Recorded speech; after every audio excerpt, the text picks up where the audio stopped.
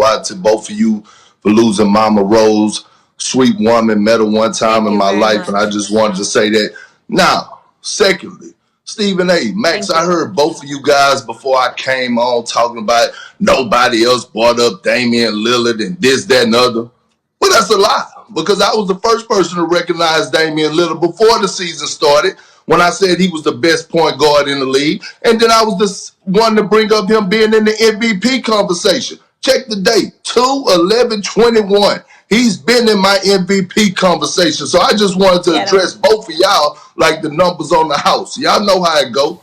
Well, Talking about we was the first people to bring it up and all this. Well, bring that up with Stephen A. I didn't say anything. Well, first of all, whoever said it. Stephen A., you know you damn it, it was me. Damn it, it was me, okay? And I got a perfect explanation, Kendrick Perkins, why I missed that. I dare say, you know what? I forgot about Big Perk, because Big Perk's so busy these days. He on Stephen A's World. He on The Jump all the time. I don't know what show Big Perk's going to be on next. Maybe it's because I haven't seen you enough here that I didn't recall you saying that. Because you so busy at big time, you'll say you didn't come on to remind us when you needed to remind us. Maybe that's what it was, Big Perk.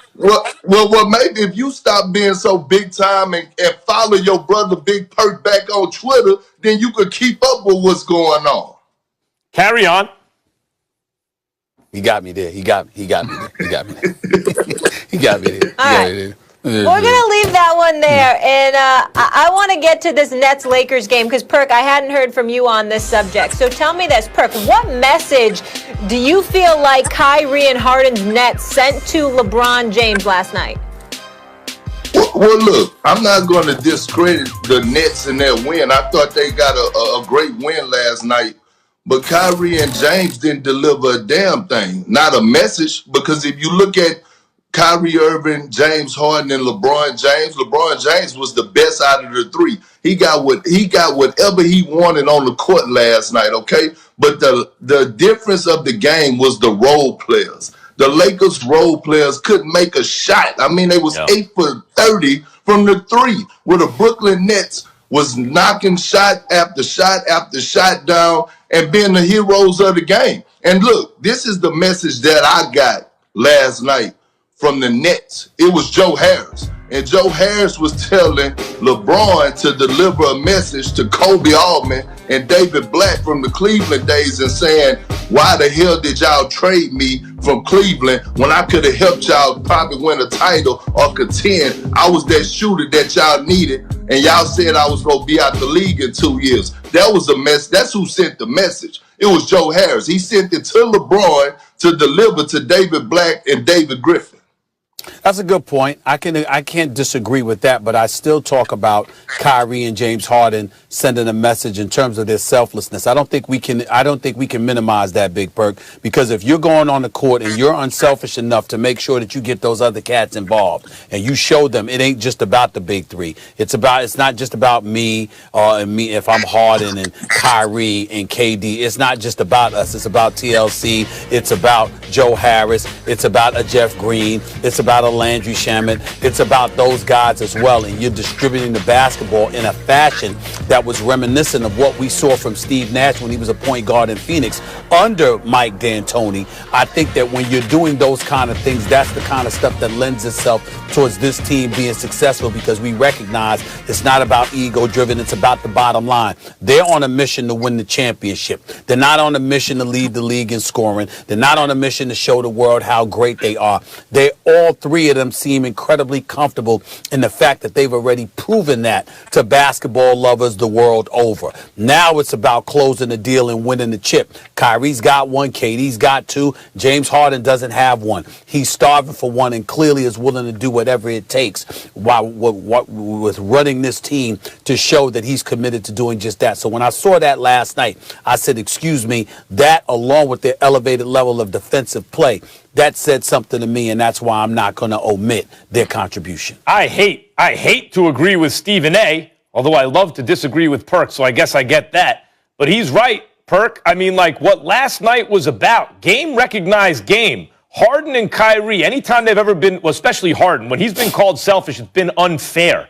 You know, both of those guys recognized on teams they've played on, especially in the recent past, the ball in their hand, gave the team the best chance to win. But in each other, and how are they going to share one ball in that backcourt? That was the whole key. And in each other, what they see is, oh, that's another dude on my level. Not just like Westbrook obviously is great, but he's not going to score from anywhere. He's not going to shoot like these two can. These two guys played unselfish basketball. Kyrie, he missed a bunch of threes, right? But Kyrie hit some tough shots down the stretch. But more than that, they're moving the ball. The reason the role players are having success is because Kyrie and James Harden are unselfishly moving the ball. And, of course, because you have to pay attention to those guys, role players are wide open. I mean, obviously, Joe Harris can shoot. TLC's killing you from the corner because these guys are willing to not just make the assist as the clock is running out, but the hockey assist to make the pass that leads to the assist. Both of those guys, what they shown, the message they sent LeBron was, we are willing to do what it takes to be great. Not just put up numbers, but to try to win a championship. That's the message. Yeah, and listen, I'm not disagreeing with that, right? Because I'm a strong believer, as being a former champion, that you have to get your role players involved because they help you win playoff series. And also, when you get your role players involved offensively, then they actually want to play defense. That's why the Brooklyn Nets defense have taken a tremendous leap. But I'm going to say this, I have yet to see it with the big three on the court. Yes, we're seeing it with James Harden and Kyrie Irving on the court, but what happens when Kevin Durant get back in the mix? We don't see that same type of ball movement. So until I see that once the big three is back together and the ball is skipping and hopping, then I will. You worry about KD's influence? Whoa, KP, Big Perk. I mean, you have just. I mean, I'm almost like Fred Sanford about to have a heart attack here.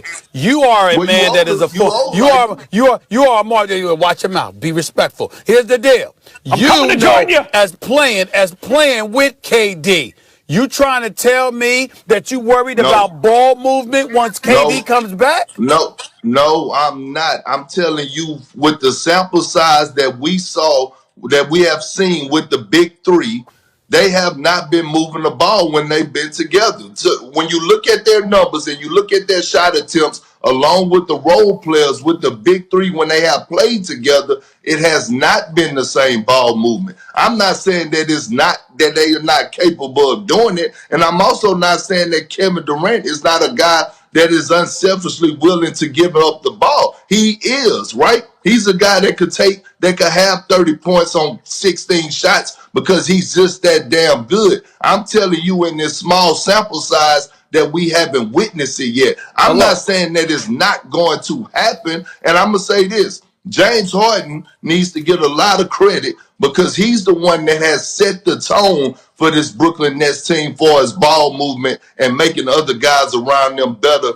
and unselfishly willing to get Joe Harris and Jeff Green and everybody else involved. So I'm not saying it can't happen. I just said we haven't seen it happen in this small sample size, Stephen A. There's no doubt that Harden has been spectacular in exactly the way you're describing. He's been great from day one. He rolled out of bed, fat and out of shape, showed up in Brooklyn and gave him 30-point triple-doubles in wins. He's been spectacular, and he's made the whole thing work. But the thing about it is the role players on the Nets, we knew that Joe Harris could shoot the lights out already. We already knew that about Joe Harris. We knew, for example, Jeff Green was probably never really the wing player we thought he could be, but you play him at the four? Boy, he can do a lot there. We knew that they had some pieces that could work. We know that Kevin Durant, when he gets back, they get rolling. This would be the greatest offense ever. But to make it all work, Kyrie and Harden had to get along. They had to share a backcourt productively. And by the way, when Kyrie was first reintroduced to the team, they had to figure it out a little bit. It looks like they have. And the reason they have is because the attitude of both guys. They are willing to be great. They put their egos aside in the short term. Who's going to get this? Who's going to get that? And they're working to be great. And that was the whole question. Could those two figure it out? The answer looks very good right now. it looks very good, but we also got to take into consideration one of the other reasons it looks very good. It ain't just because of them. It's because of those other players that we mentioned. And these are guys that can make shots. Jeff Green can make shots. Joe Harris definitely can make shots. Landry Shamet can make shots. And so when you've got guys that can shoot from the perimeter, the Brooklyn Nets started out the game going small. They started out the game going small. You had Jeff Green at center. You had 5 guys on the floor who could all shoot threes. You couldn't leave anybody open. Now check this out. Now, not only that, then you juxtapose that to the Los Angeles Lakers. What do you have there? You got a guy in Kentavious Caldwell-Pope who I like, and I'm wishing nothing but the best for. His 7-game stretch right now has been god-awful. He hasn't scored in double digits once in the last 7 games. And by the way, KCP, you sat up there and you literally have shot 4 for 21 from three-point range in the last 7 games. 4 for 21. That ain't going to cut it. So LeBron James and those boys need help. Kyrie, James Harden, and Kevin Durant arguably wouldn't need that much help, but are getting it from other people, whereas LeBron needs the help and ain't getting it. But it's not coincidental. They're getting the help because of the gravity of all 3 of those players, because they can all shoot from anywhere. That's what you said earlier. That's what I said earlier. We heard you earlier. Right, so it's not coincidence when you're saying they're getting the help from. If you put KCP on the Nets, he wouldn't be in a shooting slump right now. If you're LeBron and the Lakers, if you're anybody that's going against Brooklyn, you've got to be able to make shots. Well, I can't say this real quick about KCP. When it matters the most, and he proved this to us last year in the bubble, he did elevate his game. And sometimes when you're a champion and you're on the championship team, you do get bored with the process and you do have those lapses. I would have loved to see Dennis Schroeder last night too, by the way. Yeah, that's right. You're right.